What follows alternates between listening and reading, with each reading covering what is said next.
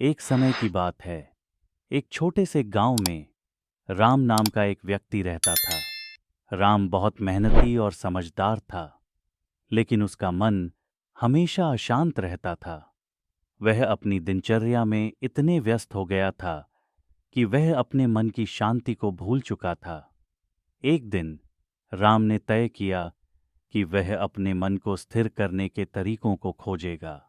राम ने अपने गांव के सबसे बुद्धिमान व्यक्ति गुरुजी के पास जाने का निर्णय किया। गुरुजी हमेशा शांति और स्थिरता से भरे रहते थे। राम ने गुरुजी से पूछा, गुरुजी, मेरा मन हमेशा अशांत रहता है, मैं इसे कैसे स्थिर कर सकता हूं? गुरुजी मुस्कुराए और बोले, राम, मन को स्थिर करने के लिए तुम्हें 3 मुख्य बातें सीखनी होंगी: ध्यान, सकारात्मक सोच और नियमितता। पहला कदम, ध्यान। गुरुजी ने राम को बताया कि ध्यान एक महत्वपूर्ण साधन है जिससे मन की अशांति को कम किया जा सकता है। राम ने गुरुजी के निर्देशन में ध्यान करना शुरू किया।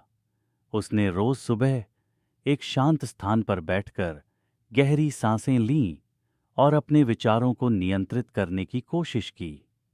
धीरे धीरे उसने अनुभव किया कि उसका मन शांति की ओर बढ़ रहा था। दूसरा कदम, सकारात्मक सोच। गुरुजी ने राम को सिखाया कि सकारात्मक सोच भी मन की स्थिरता के लिए आवश्यक है।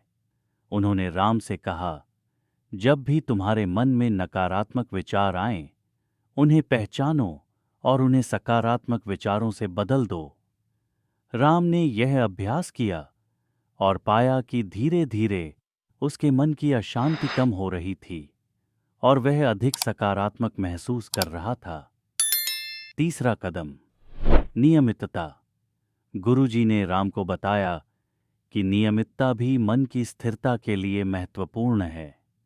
तुम्हें अपनी दिनचर्या में ध्यान और सकारात्मक सोच को नियमित रूप से शामिल करना होगा, गुरुजी ने कहा। राम ने अपनी दिनचर्या में ध्यान और सकारात्मक सोच को नियमित कर लिया और पाया कि उसका मन अधिक स्थिर और शांत हो गया था। इस प्रकार राम ने ध्यान, सकारात्मक सोच और नियमितता के माध्यम से अपने मन को स्थिर करना सीख लिया। उसकी कहानी हमें सिखाती है कि यदि हम अपने मन को स्थिर रखना चाहते हैं तो हमें नियमित रूप से ध्यान करना, सकारात्मक सोचना और अपनी दिनचर्या को व्यवस्थित करना चाहिए। और इस प्रकार राम ने अपने जीवन में शांति और स्थिरता प्राप्त की और उसका मन हमेशा के लिए शांत हो गया। उम्मीद है यह कहानी आपको प्रेरित करे